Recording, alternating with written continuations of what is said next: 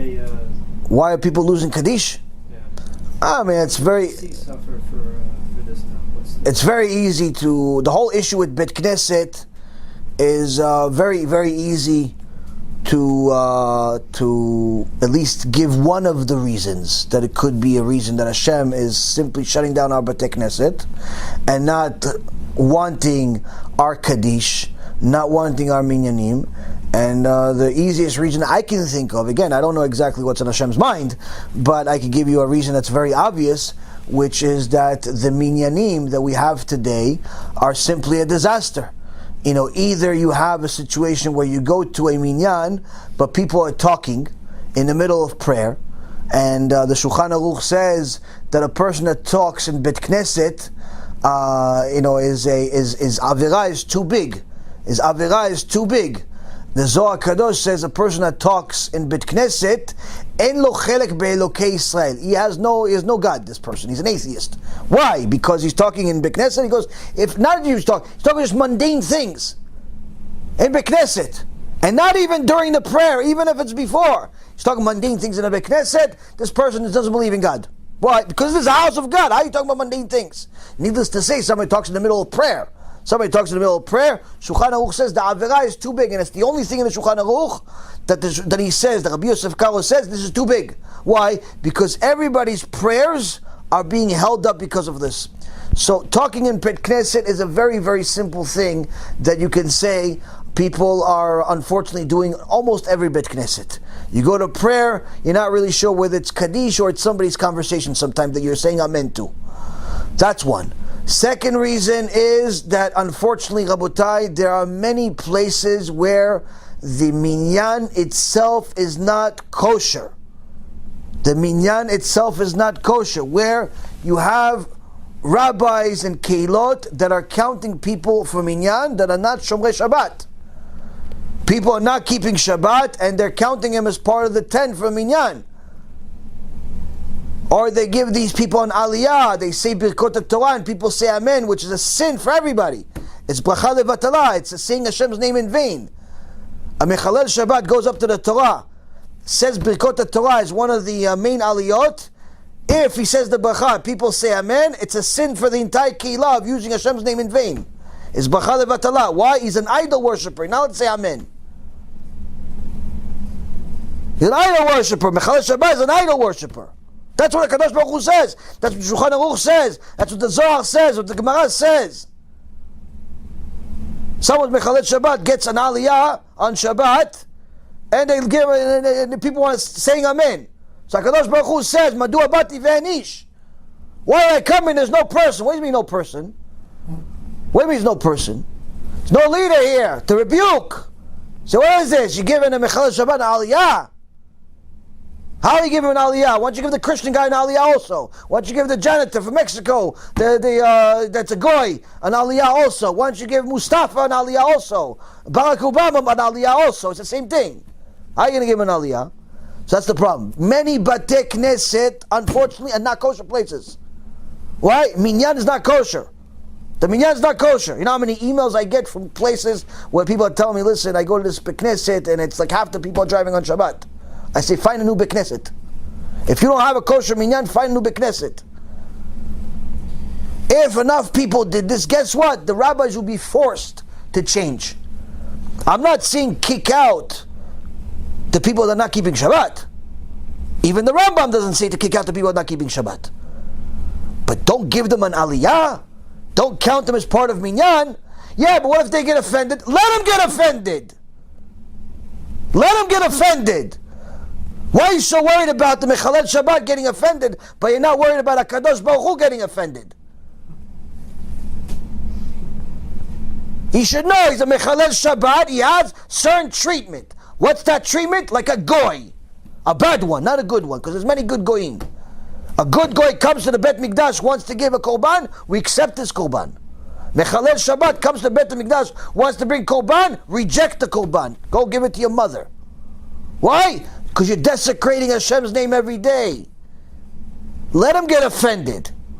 Why? Once he realizes that our Torah is not a novel. Our Torah is not subject to interpretation. Our Torah is our Torah Kedosha, as HaKadosh Baruch Hu gave it to us on Mount Sinai. That's what you're celebrating in Pesach. Celebrating the exile, celebrating that we got out of there. The Exodus. We got out of there. For what? To get the Torah. So many Bati Knesset, they have non-kosher minyanim, or they have a kosher minyan, but they give the aliyot to all the rich guys that are mechalel Shabbat. So HaKadosh Baruch Hu says, a minyan like this, who needs it? Who needs this? I came to such a place, but there's nothing there. Hashem says, I came to a place like this, to a Beit Knesset, to my house. I see a bunch of idol worshippers saying Birkot Torah. Who needs such a Beit Knesset? That's reason number 3. Fourth reason is because the Beit Knesset is not just a place of prayer. The Beit Knesset is supposed to be a Bet Midrash. It's supposed to be a place you learn Torah. Many Beit Knesset, they're simply a place for socializing. People go, they pray, they socialize, they go home. What about Shiur Torah? Not now, maybe once a week on Shabbat. But you have 7 days a week. What do you do with the other 6 days? No, people are busy. Yeah, so they're busy, so tell them not to be busy and come learn Torah. If you don't teach Torah in a Beit Knesset, there's no point to the place. There's no point to the place. You have to teach Torah in a Beit Knesset. So these are just some of the reasons that I can think of that are clear as why Kadosh Baruch Hu simply is shutting down all of our Beit Knesset. Maybe if we don't have it for a while, we'll miss it and we'll appreciate it more. Why? Because when you don't have something, that's when you appreciate it. When you have it and it comes easy for you and you walk into God's house 3 times a day, it's like it's your house and you start feeling comfortable. And that's why it says, and the prophet says, that when a third Bet HaMikdash is built, there's going to be a rule. Same rule that they had at the first and the second Bet HaMikdash. What's that rule? The rule is that if you enter in the northern entrance, you're not allowed to exit from the northern entrance. You have to exit from the southern one. If you entered from the east, you're not allowed to exit from the east. You have to exit from the west. Why? But my car is over here. Why do I have to go all the way to the end, to the other side, and go all the way around the building? It's going to take me just 40 minutes just to get there. And then 40 minutes just to go. Well, why waste all this time? The door is right behind me. I just got in. I want to say hello to Rabbi. I'm leaving. No. You have to go all the way to the other side of the building. Why? The Yavitz, Allah Shalom, says it's very important you know that if you violate this rule, you have a very serious problem with HaKadosh Baruch Hu. Why? If you enter and exit the same place, from the same door, if it's your house, it's not a problem. But the Bet HaMikdash is not your house. If you exit from the same place you entered and see the same walls twice in one day, chas v'shalom, that you're in your mind, you will think that the walls of the Bet HaMikdash are something that, it's like my house. I'm used to it. Why? I saw it twice in one day.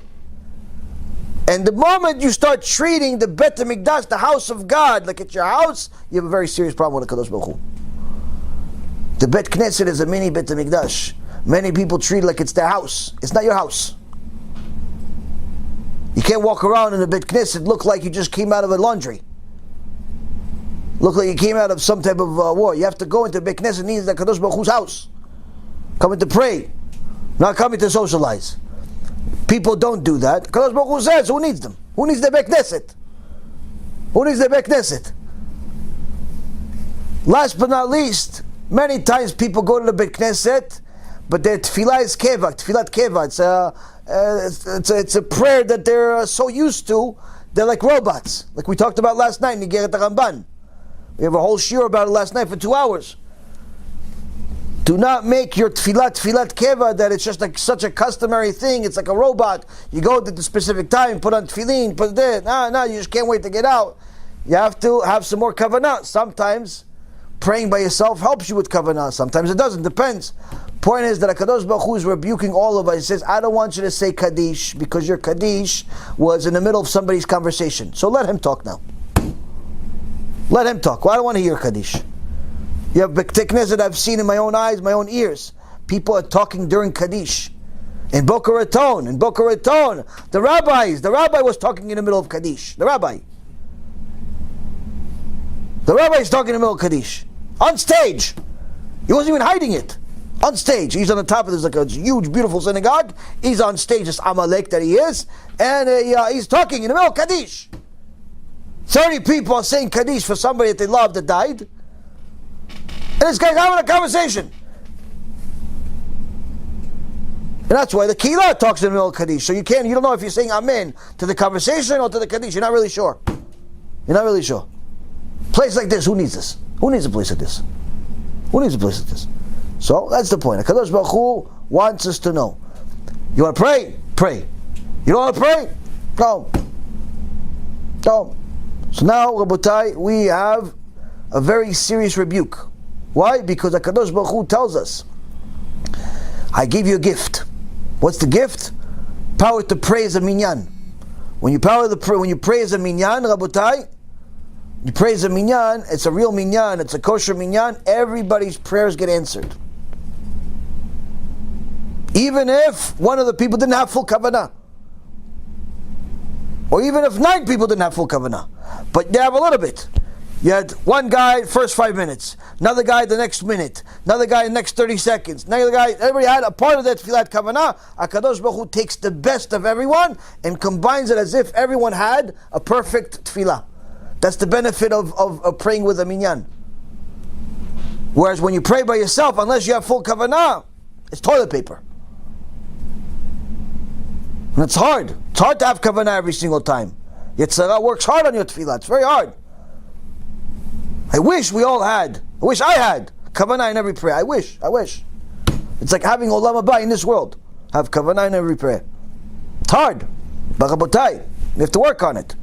So, that means that the minyan has a very big benefit if it's a kosher minyan. But if half the kehillah acts like goyim, a third of them is really goyim, the other part that's left you're not really sure. Some places you actually have real goyim. They look like more like Jews than the Jews. But they don't even tell the rabbi that they're in the process of conversion. So they count them as part of the minyan. Point is, Rabotai, we have to clean up our acts. We clean up our acts, HaKadosh Baruch Hu is going to want us to say His name and sanctify His name in Kaddish, because that's really what you're doing with Kaddish. You're sanctifying Hashem's name. But when you're sanctifying Hashem's name, when you're giving compliments, but at the same time insulting, Hashem says, I don't want this and I don't want this. It's like having a wife, you say, I love you, pach! Give her a nice righty, right in the morning. Good morning, pach! She says, honey, don't say good morning, don't say you love me, just don't touch me. Right?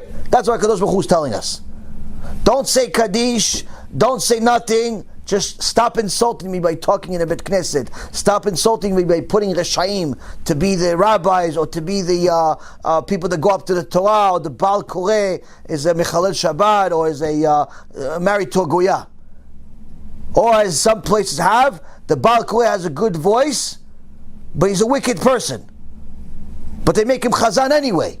And the Gemara Masechet Ta'anit says, a place that has a Chazan, that has good voice but bad actions, he, instead of bringing a bracha to the kehillah, he's bringing a klala. He's cursing the entire kehillah. Why? HaKadosh Baruch Hu hates him. So we have to clean up our acts. And they say, oh, don't be judgmental. I'm not being judgmental. HaKadosh Baruch Hu is being judgmental. HaKadosh Baruch Hu is being judgmental.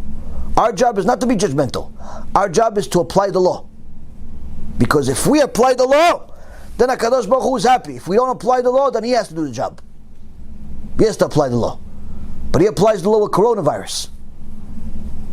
He applies the law with different ways. So I promise you, it's better that we apply the law than He does. Next question, and then we're done.